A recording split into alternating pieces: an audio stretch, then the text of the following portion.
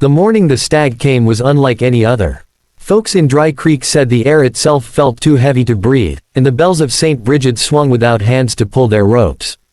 Nothing in the desert had prepared anyone for the sight of that pale beast. Some swore its eyes glowed like lanterns in the fog, others swore its antlers stretched higher than the steeple. But all agreed on one thing: the instant it stood in the churchyard, every voice in town dried up as though silence had been nailed into their throats. Sheriff Tom Cather had been up since before dawn, mending a busted fence rail outside his small homestead when he heard it first. The sound of hooves, soft as rain, though the ground was cracked and hard from a summer that had refused rain for 8 straight months. He figured it for a stray mare until his dog, old Buster, laid his ears back and whimpered like he smelled gunpowder. By the time Tom saddled up and rode into town, the people were already standing frozen, staring. The churchyard was still except for the white stag. Its coat was whiter than fresh bleached bones, its muscles lean like something cut out of marble. Dust clung to its legs but never dulled the sheen. It didn't eat, didn't stamp, didn't move at all except to blink once every long minute. And Lord, the silence, children too scared to cry, drunks too sober to mutter, even the crows circled overhead without cawing. The first fool to try speaking was Caleb Dixon, a railroad man too proud of his silver watch and not nearly smart enough to read a room. He spat in the dirt, pushed through the crowd, and barked, "Ain't nothing but a deer. Get out of the way." But when his voice cut the stillness, the stag turned its head slow, and Caleb staggered back like he'd taken a blow. His lips moved but no more words came, as though the sound had been stolen right out of him. Folks said he lived 3 more days and never spoke again, even as he wasted into a husk with his eyes wide as saucers. The preacher, Reverend Harlan, fell to his knees then and crossed himself with shaking fingers. He tried whispering a psalm but the words caught, strangled. He mouthed syllables, yet not a one of us could hear. That's when the fear sank deeper. It wasn't just that nobody would speak, it was that the stag had decided no one could. Rumors spread in the silence, carried by trembling hands scrawling words on scraps of paper, chalked across board walls, scratched in dirt with sticks. Some said the beast was no stag at all but the spirit of every man unjustly buried outside consecrated ground. Others whispered it was an omen sent by the desert, warning of famine or plague. A few believed it was God himself, wrapped in fur and antlers to punish the greedy town that had mined and bled the land dry. Sheriff Tom tried to keep order. He scribbled out commands, herded folk away from the yard, posted deputies at the perimeter. But no one dared touch the stag. When one hot-headed ranch hand, Jimmy Leary, not more than 19, raised his rifle and drew a bead on its heart, lightning split the sky clear though the heavens were cloudless. The rifle burst in his hands, burning him so bad he never held steel again. His screams were the only sound allowed, raw and terrible, until his voice, too, crumbled into silence. Day turned into night, and still the stag stood. Lanterns were lit but none dared leave their shutters open, for the white gleam of the beast's coat shone through the glass like a ghost's reflection. Some claimed the antlers were growing, stretching higher, weaving patterns like crosses, like gallows, like crowns. No 2 men agreed on what they saw, but all were sure it was watching each of us in turn. On the second day, water in town turned bitter. The well at the edge of Dry Creek, sweet for 20 years, tasted of iron and ashes. Horses wouldn't drink, and the blacksmith's mule kicked itself lame trying to get away from its bucket. Cattle bawled dry-throated until they collapsed. Folks began to think of leaving, but each wagon wheel cracked the moment it touched the dirt road out.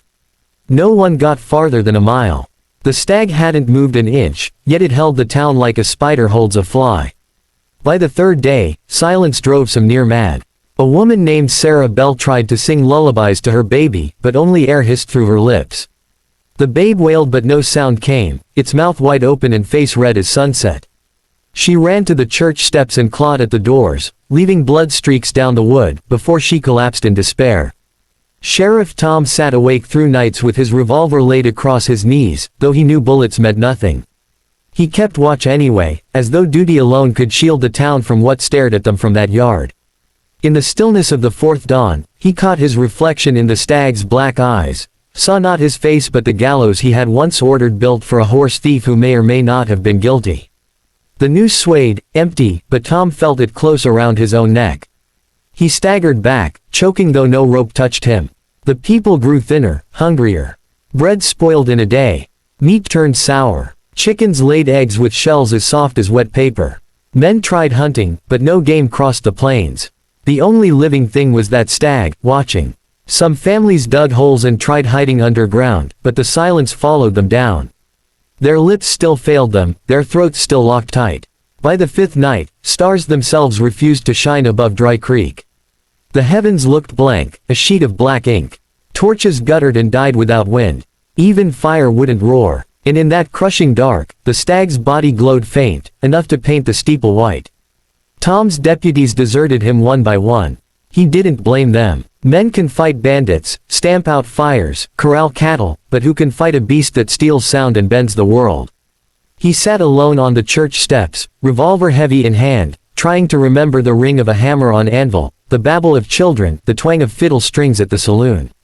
All gone. His ears felt hollow. On the sixth day, Reverend Harlan climbed the steeple, cross in hand, and raised it high toward the beast. His lips moved in prayer, face twisted with effort, veins bulging in his neck. But no word came. The stag turned its head upward. Some say the Reverend burst into white flame without heat, his body vanishing like paper in a furnace. Others say he crumbled into dust, scattered before the sun. Whatever truth, by the time the townsfolk blinked, he was gone. The cross lay twisted on the roof tiles. Sheriff Tom knew then what no one dared write: the stag wasn't going to leave. It had come to stay, or worse, to claim. He walked into the church, doors groaning like they remembered the hymns they used to hear, and knelt before the altar. His mind screamed a prayer though his throat was locked. He begged for a sign, for some way to buy mercy for his people. The stag stepped forward for the first time since it had arrived. Hooves rang against stone though no sound carried. It moved up the aisle, slow and certain. Tom gripped his revolver but his arm hung useless, heavy as iron. When the beast stood before him, taller than any man, antlers brushing the rafters, he felt his soul tilt. The stag lowered its head. Tom braced for horns through his chest, but instead it touched its muzzle to his brow. A flood of sound tore through his skull, not voices, not words, but every scream, every groan, every last breath of the ones he'd watched hang, or bury, or ride out into the desert never to return. It filled him until he thought he'd split apart. When he opened his eyes, the stag was gone. The townsfolk stumbled from their homes at dawn, blinking like moles in light. The silence had lifted, but their voices were faint, broken things, like echoes of themselves. Children spoke in whispers forever after. Men shouted but the words never carried far. And Sheriff Tom, he never uttered another syllable, though his lips would twitch as if fighting to form a sound. St. Brigid stood empty from that day on. No preacher dared bless it again, no couple wed within its walls, no child baptized in its font. The churchyard grew wild with weeds, yet no bird ever lit there, no insect buzzed. People skirted wide around the fence. Years later, travelers passing through Dry Creek would hear the story in hushed tones. Some laughed, calling it frontier superstition. But not one stayed the night. And not one soul who saw the churchyard under moonlight ever denied this. Sometimes, just for a breath, a pale shimmer stands among the stones, and all the air goes still, as if the world itself is holding its tongue. For once you see the white stag, you know the silence waits for you too. And no one, not in all of Dry Creek, ever dared speak against it again.